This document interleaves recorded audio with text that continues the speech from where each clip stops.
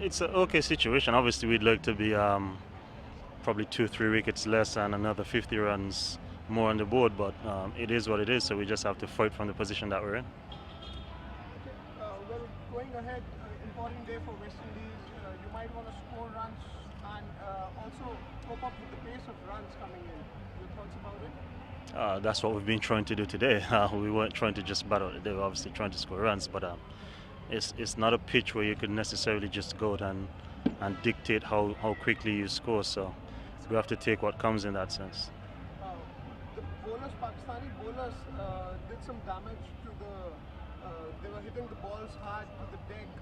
You think that they're trying to take the momentum and it's going to be difficult on a day four pitch to face those bowlers? I'm not sure I necessarily understand um, what you're trying to ask there, but I don't think that the ball was damaged in any particular way that affected the scoring. I think it's more so just the nature of the pitch that you can't just blast away as a batsman. Paul, you were a lot of things today, kind of trying to try and score. What was the mindset in trying as the team today trying to attack? As I said, it's one of those pitches where you can't necessarily force the issue. We even saw that with when Pakistan batted it. It's not as if it's just us that had it difficult to score. Pakistan batted 145 overs for their 360 odd runs. So we know the nature of the pitch. It's not as if we could just come and dictate it. And obviously, as the game goes on with more wear and tear, the pitch is going to become even more difficult to score. So, I mean, we just have to keep backing ourselves, the batters in and the batters to come. Obviously, try and score as much as possible when given the opportunity, but without trying to force the issue on this pitch. Chase calls himself the go-to man, and we saw again today he really, started to dig in deep. Talk us a little bit about his presence in the dressing room and the nature of that innings today. In the dressing room, he's quite a quiet guy, but this innings today again was another really good innings. Obviously, when he gets in, he obviously tries to push on as much as possible. We've seen that over the short period of his career. So hopefully everything is all right with him coming back from the hospital later on tonight, and he could go back out tomorrow and resume and push on for a big score. The beginners have did some useful starts in the series so far, but you haven't been able to push on.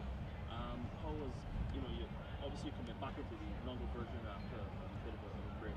How does it mean for you to try to get yourself back accustomed to digging in and being played long innings and stuff? I mean, the digging in part is okay. What's quite frustrating is 4 of the 5 innings I've had so far, I've had perfect starts to go on and get big scores. So I'm looking at it in the sense that I'm very frustrated with my performance and my dismissals to date, because I'm looking at the series and thinking that I should have probably been the leading run scorer in the series so far, but haven't been able to kick on yet. But I'm still working hard in all areas. So hopefully in the next innings I could come good. If not, hopefully I'm given another chance in another series to come good. What was the major lesson from today's play? What would you think the team would take away from today's play? Attrition is going to be a slow, hard graph. You're not necessarily going to be able to force any issue. So try and take as much time out of the game as possible, and try and take as much runs out of the Pakistan first inning score as well. Tomorrow being day 4, pitch wearing and tearing. The ball isn't really spinning massively, or is it seaming or coming off at any rapid rate for the seamers. So we know it's just a game of attrition. We just have to continue to work hard, continue to be extra patient, and when we get bad balls, try and put them away and run hard, because the outfield isn't necessarily the quickest either.